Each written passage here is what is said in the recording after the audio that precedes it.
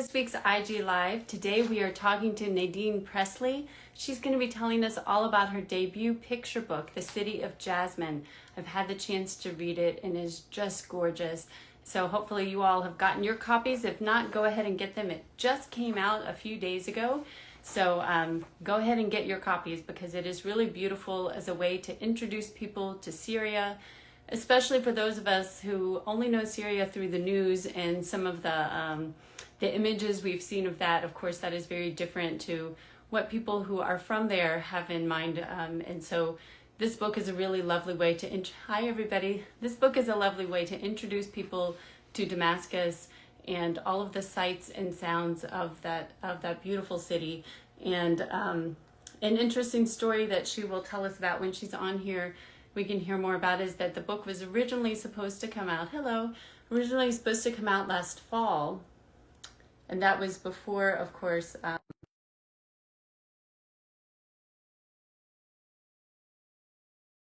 before the liberation of Syria. And so now it did come out in the completely different atmosphere and context than when it was originally going to. Hi, Hi, hello. so nice to actually meet you.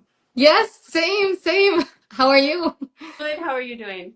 I'm fine, thanks. Well, let's go ahead and jump in. I was just telling a little bit about your book, but I Mhm. got to read it. It is so beautiful, and I think is something that will really change people's perception of Damascus for those of us who have never had the chance to go there. But first, why don't we back up and tell us about you, introduce yourself, tell us what was your journey to becoming an author? I'm Nadine Presley. I am from Syria. I grew up in Damascus, and this is my debut, The City of Jasmine. And it's been a while. I started writing in 2020. I was actually kind of getting into the writing world little by little. My oldest, who is like very into books from when he was very young. I was reading books for him. I had my second child. He was actually having some delays. So I was kind of in between two extremes, and I was just reading a lot of books and kind of getting into that world and loving it more and more. And then it was a process of kind of finding my place in the writing world. And I was also at the same time kind of be getting a lot of, oh, you're from Syria, oh, I'm so sorry. And the world was really kind of, I want to say, unwelcoming. It was at the time, this is quite a long time ago. I had been carrying the feelings of, okay, Syria has become a crisis, a world crisis, a refugee crisis, and all that. And I had that all in my mind while I was navigating the books and navigating raising my children. And for me, like when somebody would react to me being Syrian, in my heart, like I kind of always felt like I'm still very happy to be Syrian. I'm very still proud of where I am from.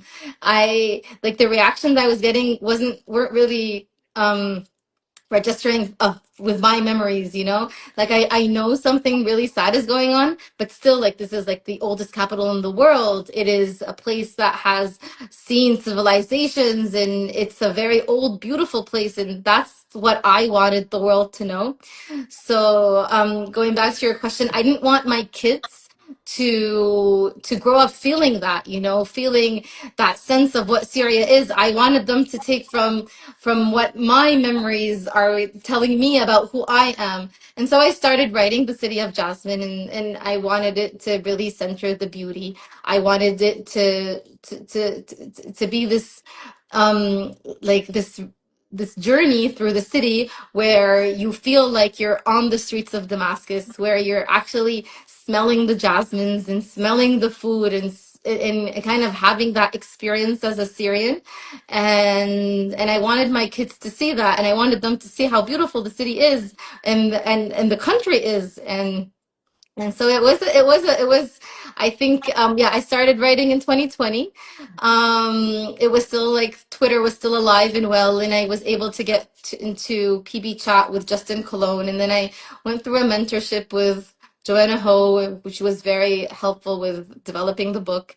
And then I got my agent, Allison Remchek, who was amazing. She actually kind of helped me even develop the book more. She was the one who told me to kind of bring it more into the home. So the last three spreads were actually her suggestion to kind of bring the story into the home, show us what Damascus is inside. And I then we sold the book to Luana at Harper, and she was amazing. And I got to meet Heather, my illustrator, who was just incredible. She just did an amazing job, and I've just loved every moment of working with her. So Oh, I just want to that's read the whole story. a lovely comment from Reem Faruqi, our friend, saying your book is beautiful, Nadine. Hi, dear. Yeah, thank you so much.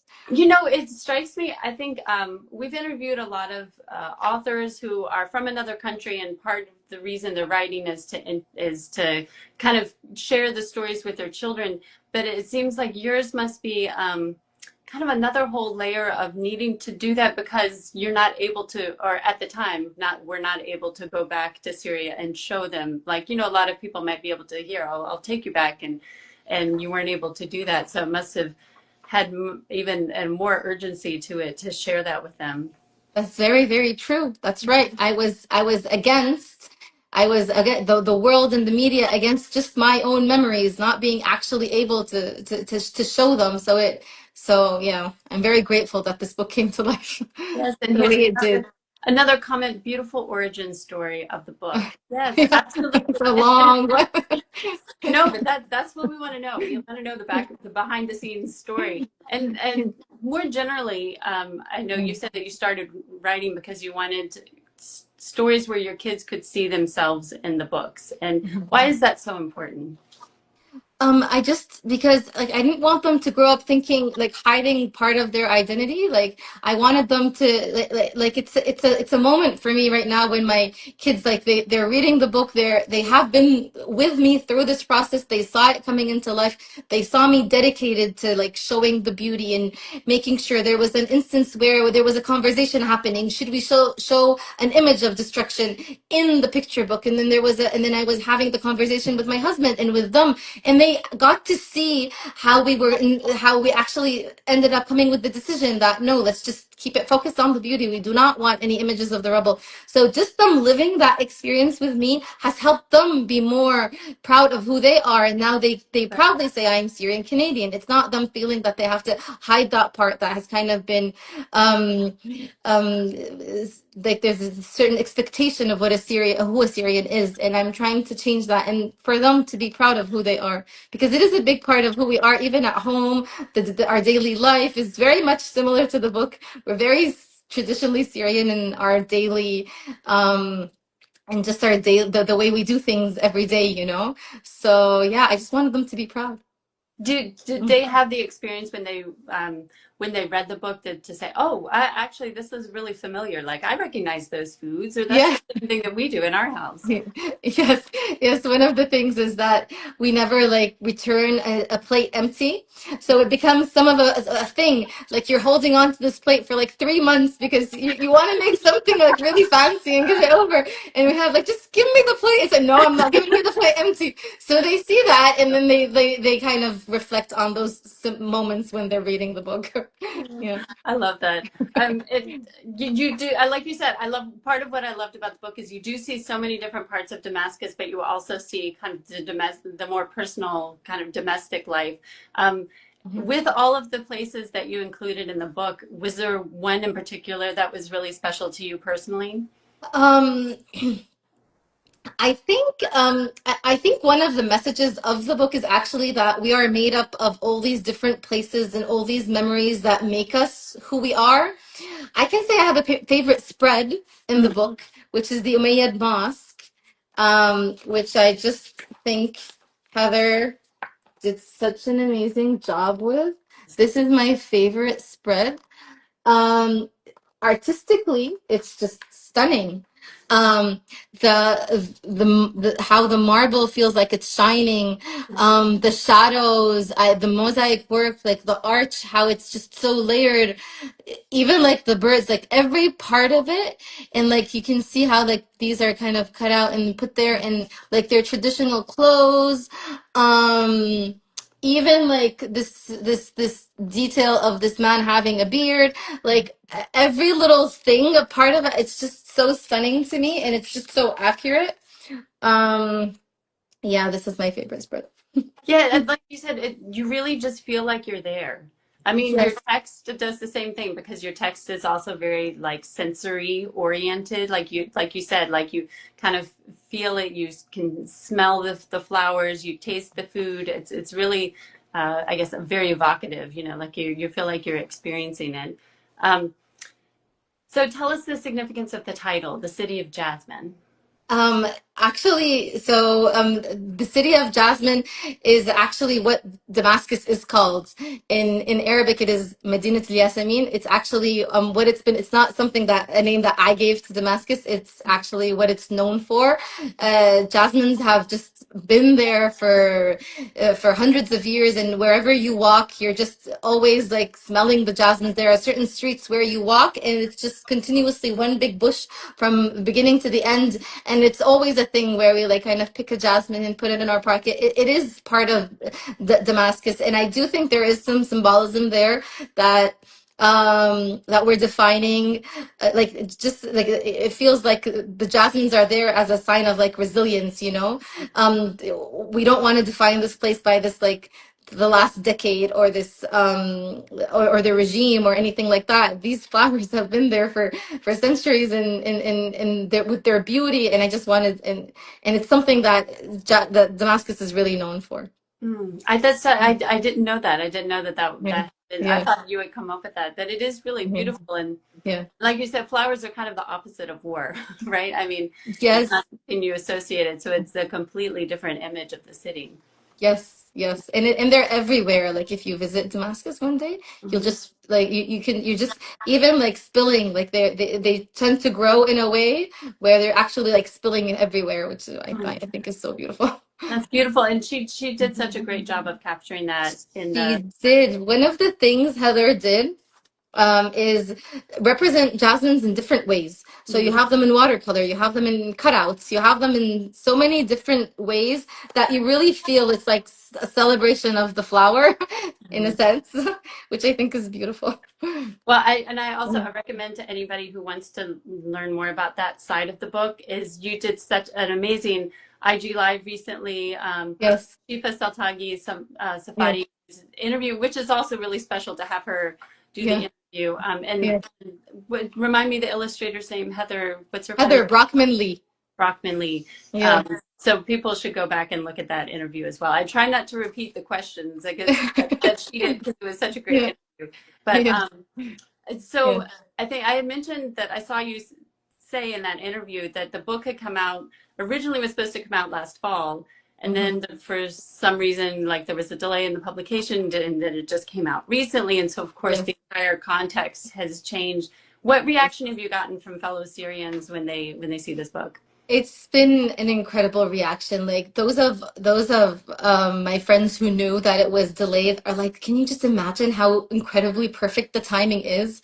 And those who don't are just like celebrating it with the liberation. It just feels like this added layer of joy where Syria is back in the news, and we're celebrating that, and we're also celebrating that it's beautiful in the book and on the news, and it's just so beautiful. A lot of Syrians are actually sending me notes, just actually commenting on that. It couldn't have come out in at a more perfect time. So it really feels like kind of like this is a perfect moment for it to come out. And to think that the book has been in the works for 5 years and it actually ended up coming up in this very Yeah. moment, to me is just like really magical.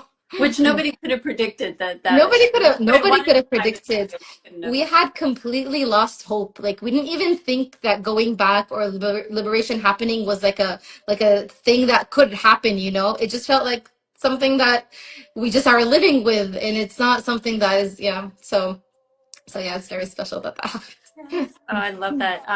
And I also love the overall message of the book, which you said is Mhm, about holding on to joy and not mhm, letting the mhm, difficulties we face define mhm, us. So, what mhm. message do you hope that kids take away from this book?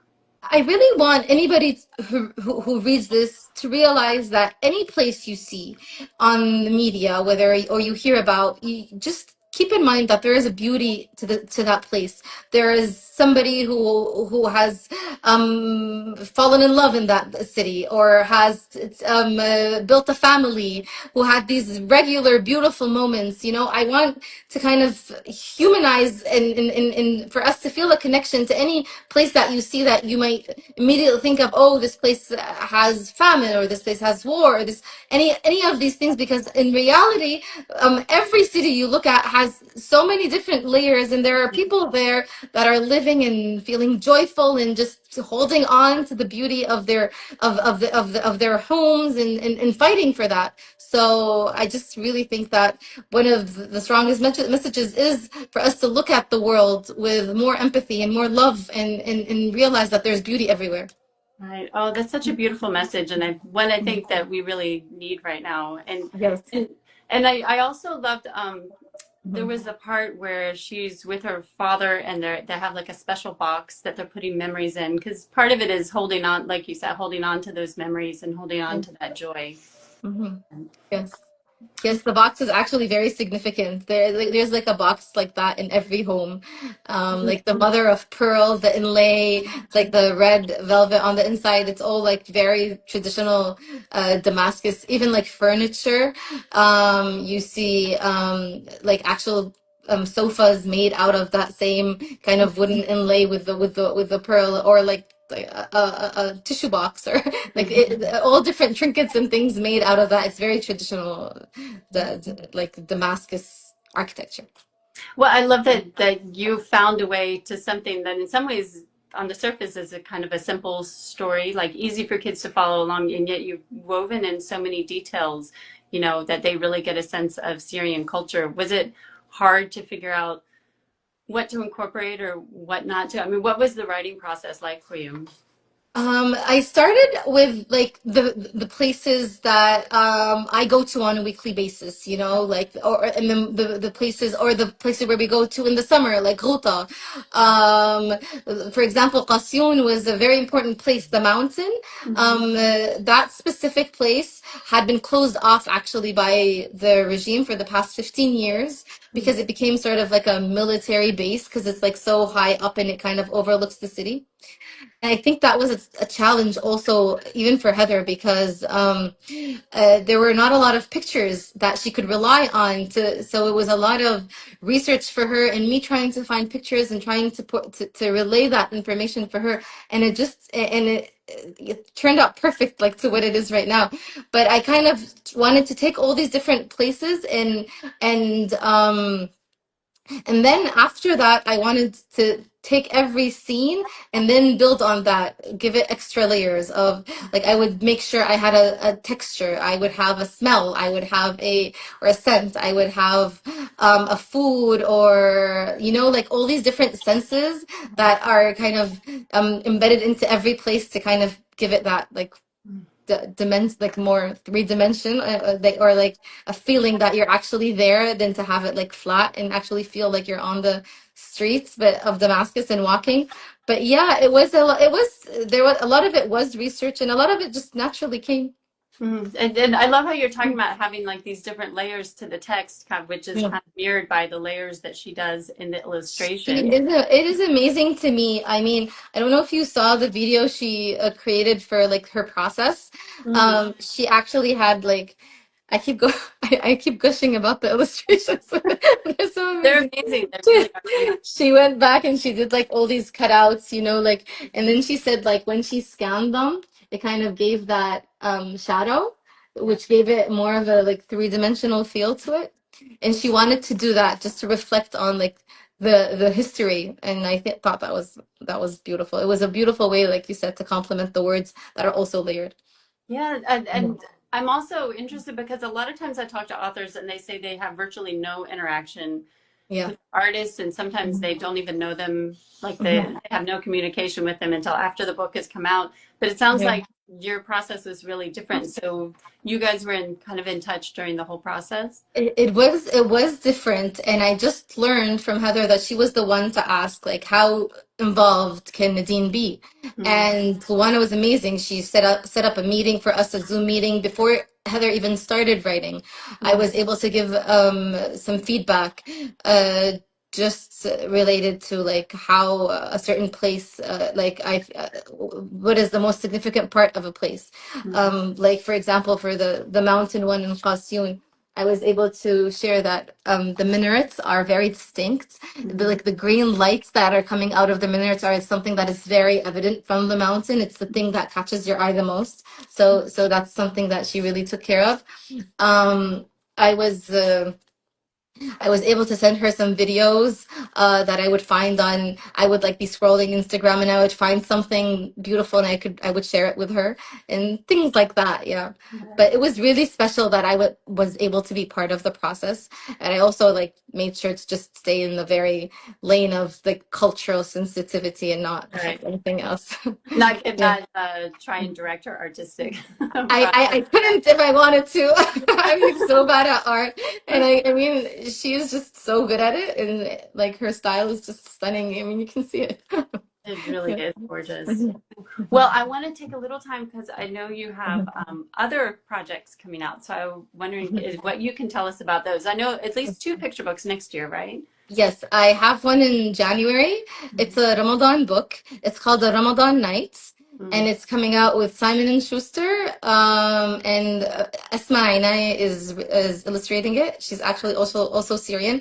The book is also set in Damascus, but it kind of focuses on like what does a Ramadan night feel like. It's also a lot of sensory and feelings and a kind of a walk through the night of Damascus and kind of the night of Ramadan and bringing like a different part of Ramadan to, because we often read about books that talk about the fasting or the moon, and I kind of wanted to bring a different kind of perspective to which is a very important one, the nights and the magic of the nights of Ramadan. So that's in January. And then there's another one that I don't know when it's going to come out exactly in 2026. It's also with Harper. It's called Where There Is Love, and it's being illustrated by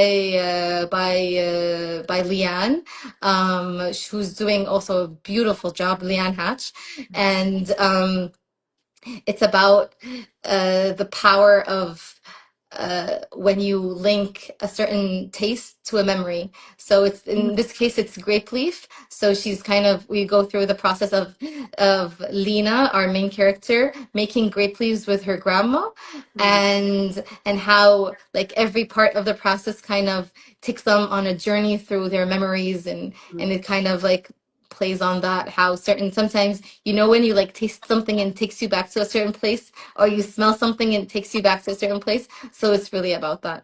Also very sensory. Oh, that's great. That's beautiful. So Yes. have you already finished the writing process for those, or are you still Those are reading? finished. They're completely finished. They're in the process of being illustrated right now. Yeah, and I just got to see like the colored version of Ramadan, and Oh, Ramadan's looking beautiful. oh, that must Yeah. be so amazing to when you Yes. first get those proofs back to see that. Yeah, yes, yes. Well, congratulations. I mean, Thank first you of all, so congratulations much. on the City of Jasmine, but also on Yeah. your future projects. This is so special to get to talk with you. So thank you for taking the time. Thank you so much. I've been looking forward for this and it's been really lovely. Thank you so much.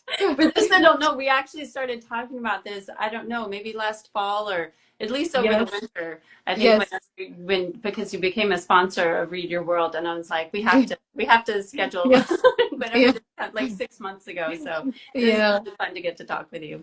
That's the same. I feel the same way. Thank you so much. And for those of you that joined us late, this is going to be up on Instagram in just a few minutes, and then we'll have it later on our YouTube channel. Thanks, Mhm. everybody. Thanks, Nadine. Thank you so much. Bye, Bye. everybody. Bye.